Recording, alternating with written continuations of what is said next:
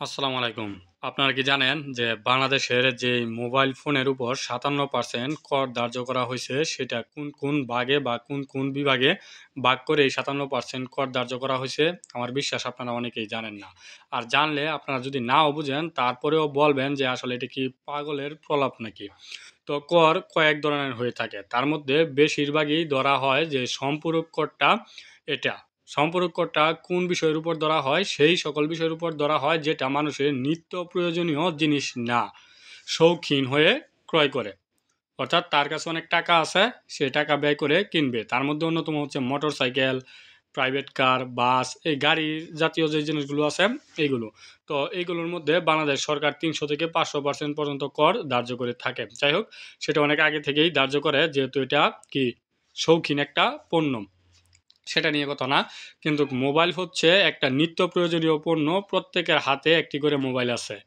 এখন মোবাইল ছাড়া চলাটা একেবারে মুশকিল।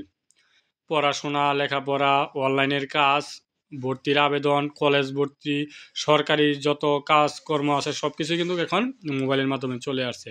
সেই জায়গা থেকে মোবাইলটাও একটা নিত্য প্রয়োজনীয় জিনিসের মতোই একটা পণ্য। সেই জায়গায় এই মোবাইলের উপর ৫৭% কর ধরা হইছে।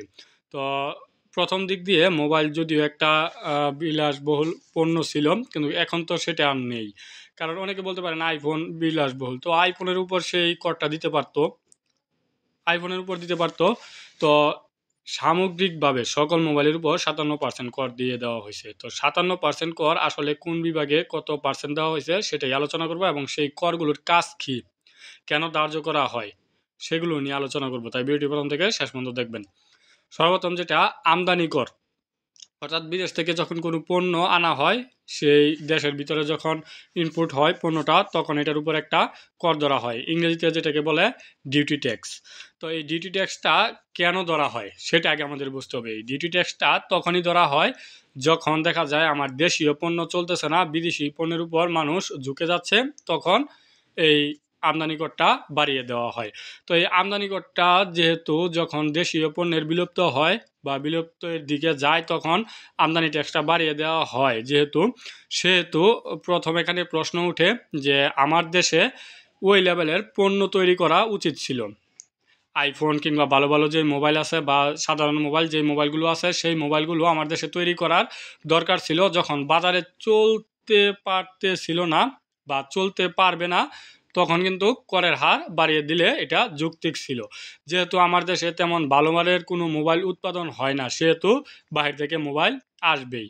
তো এই আমদানি করটা বেশি ধরা হয় এই কারণেই, যাতে করে দেশীয় পণ্য ভালোভাবে চলতে পারে, দেশীয় পণ্য যাতে বিলুপ্তি না হয়। যেই জায়গায় আমার দেশে ভালো কোনো পণ্য নাই, এই মোবাইল ফোন নাই, সেই জায়গায় তো এই কর 25% ধরার কোনো প্রশ্নই আসে না।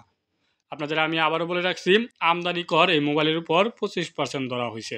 তো আমদানি কর অনেকের কাছে পরিচিত হতে পারে, তাই ধরছে আর কি। এটা অনেকে বলতে পারেন, হ্যাঁ বলতে পারেন, কিন্তু সামনে আরও যে করগুলো আসতেছে সেগুলো শুনে আপনার মাথা ঘুরিয়ে যাবে। যাই হোক, মূল্য সংযোজন কর, মূল্য সংযোজন কর 15% বাংলাদেশের সকল পণ্যের উপরেই ধরা হয়। আমাদের মিনিমাম যত পণ্য আছে প্রায় সবগুলোতেই 15% এটা ধরা হয়। তো এটা নিয়ে আমার কোনো কথা নাই। মূল্য সংযোজন কর যেটা একেবারে সরাসরি ক্রেতা বিক্রেতাকে দিয়ে নিয়ে আসে, এবং আবার যখন এই ক্রেতা বিক্রেতা হয়, তখন এই বিক্রেতা এটা সরাসরি গ্রাহকের কাছ থেকে নিয়ে থাকে। এই মূল্য সংযোজন কর 15%ই রাখা হয়েছে, এটা নিয়ে আমার তেমন কোনো কথা নেই। পরবর্তী যে করটা ধরা হয়েছে 5%, মূল্য সংযোজন কর তো 15%, আর ওইদিকে আমদানি কর হচ্ছে 25%, মোট 40% হয়ে গেছে। তারপর যে করটা ধরা হয়েছে আয়কর, আয়কর ধরা হয়েছে 5%। অর্থাৎ এই মোবাইলটা এনে বিক্রি করে বিক্রেতা যে আয় করবে মোবাইলের দামের উপর, আগেই সেটা 5% ধরছে। অর্থাৎ সে আয় করটা দিয়ে দিবে মোবাইল কেনার সময়, এই মোবাইলের উপর থেকে যে আয়টা হবে এটা কি হয়, অগ্রিম আয় হয়। বুঝবেন কিন্তু কথাটা, কারণ সামনে আরও কর আসতেছে একটা আরেকটার সাথে রিলেটেড। অগ্রিম আয়কর হয়। তো অগ্রিম আয়কর হয়, এখানে দিয়ে দিছে শুধু আয়কর। যাই হোক, এই আয়করটা মোবাইল বিক্রি করে বিক্রেতা যেই টাকা আয় করবে সেই আয়টা আগেই তারা মোবাইল কেনার সময়, অর্থাৎ বিক্রেতা যখন কিনে আনবে তখনই এই আয়করটা দিয়ে দিতে হবে। তারপরে 5% ধরা হয়েছে অগ্রিম আয়কর। দেখেন একই কথা কিন্তু কাছাকাছি কথা। অগ্রিম আয়কর আবারও সেই কথাই, এই মোবাইলটা বিক্রি করে যে আয় হবে সেই আয়ের উপর কর দিতে হবে আরও 5%। আলাদা আলাদা করে লিখছে কিন্তু কিন্তু এখানে আয়করটা ধরা হয়েছে আমি যদি বলি এক কথায় 10%। এটা ভাগ ভাগ করে লিখছে। বাংলাদেশের মানুষ তো এত শিক্ষিত না, মনে করবো এটা মনে হয় আরেকটা কর, ওইটা 5%, ওইটা 5%। কিন্তু অগ্রিম আয়কর ধরা হয়েছে এখানে 10%। টোটাল হয়ে গেছে 50%। তারপর নিয়ন্ত্রণ কর। নিয়ন্ত্রণ কর বলতে কি বোঝায়? যে মোবাইল ফোন যাতে নিয়ন্ত্রণে থাকে, চালানোটা যাতে নিয়ন্ত্রণ থাকে, এটার জন্য 3% ধরছে। আরে ভাই, আপনি যদি নিয়ন্ত্রণে রাখতে চান সেটা 100% ধরেন, 200% ধরেন, কথার কথা বলতেছি আর কি। এই মোবাইল ফোনটা যাতে কম চালায় এর জন্য নিয়ন্ত্রণ কর ধরছে 3%। বুঝলেন? তাদের কথা হচ্ছে ধরতে হবে তো ধরতে হবে। নিয়ন্ত্রণ কর 3%, হলো কত পার্সেন্ট? 53%। 57% কর ধরছে বিভিন্ন নিউজে আমরা দেখতেছি। বাকি যে 4% সেটা কোনো উল্লেখই করে নাই। বুঝেন কতটা মরিয়া হয়ে গেছে টাকার জন্য সরকার, যে এই 4% উল্লেখই করা হয় নাই। হয়তোবা বিভিন্ন নিউজে উল্লেখ করা হয়েছে, আমি যেগুলো দেখলাম সেখানে কিন্তু উল্লেখ করা হয় নাই। আরও 4% অদৃশ্য কর ধরে ফেলছে। তো এই যে আমাদের নিয়ন্ত্রণ করবে, নিয়ন্ত্রণটা তো এই আমাদের আমদানি নিয়ন্ত্রণ যদি হয়ে থাকে তাহলে সেটা আমদানি করে 25% দিয়েই দিছে, অনেকটা বাড়িয়ে দিছে। যদিও নিয়ন্ত্রণ করা হয় যাতে বিদেশি পণ্য দেশে না আসে, দেশের পণ্য যাতে চলে, সেটাও তো আমাদের দেশে নাই। সেটা গেল। তারপর হচ্ছে আয়কর দুইটা ভাগে ভাগে ধরলো গেল। আর মূল্য সংযোজন কর নিয়ে কোনো কথা নাই। সম্পূরক কর কিছুটা ধরা যেত এখানে। সম্পূরক কর ধরা যেত কোন পণ্যের উপর? যেইগুলো হাই কোয়ালিটি, যেমন আইফোন আছে বা স্যামসাং আলট্রা আছে, ওইগুলোর উপর যদি সম্পূরক কর ধরতো তাহলে খুব বেশি কথা আসতো না। কারণ হচ্ছে যে বিলাসবহুল পণ্যের উপর সম্পূরক কর ধরা হয়, এটা সবাই জানে। কিন্তু সম্পূরক করের কথা এখানে কোথাও উল্লেখ করা হয় নাই, যেহেতু সমগ্র মোবাইলের উপর ধরা হয়েছে। কারণ সব মোবাইল তো আর বিলাসবহুল না। 10,000 টাকা 7,000 টাকার মোবাইল আছে, এই মোবাইলেও আমাদের 57% ট্যাক্স দিতে হবে। 57% বলতে বুঝেন তো, 1,00,000 টাকা দিয়ে মোবাইল কিনলে 57,000 টাকা দিতে হবে সরকারকে ট্যাক্স। অর্থাৎ 1,00,000 টাকার মোবাইল আপনার হয়ে যাবে 1,57,000 টাকা মূল্য।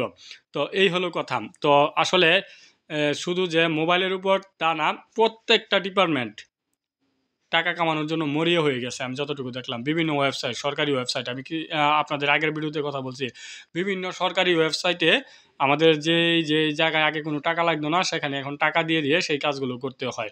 তো এই কাজগুলো এই সরকার হয়তো বেশি দিন থাকবে না, কিন্তু এই যে একটা লাইন ধরিয়ে দিয়ে যাচ্ছে পরবর্তী সরকারকে, তারা গিয়েই বিভিন্ন চাপে পড়ে আবারও দ্রব্যমূল্যের বা বিভিন্ন জিনিসের দাম আরও বৃদ্ধি করে ফেলবে। সেটা কিন্তু কোনো সরকার নিয়ন্ত্রণ করতে পারবে না। দেখা যাবে 1-2 বছরের মধ্যে আমাদের জিনিস বা পণ্য দ্রব্যের মূল্য সেটা প্রায় 250 থেকে 300%ও যেতে পারে। ধরে রাখেন, আজকে ধরে রাখেন যে আজকে যে জিনিসটার দাম 1 টাকা আছে, সামনের 1 বছর বা 1.5 বছর পর সেই জিনিসটার দাম 3 টাকা হয়ে যাবে।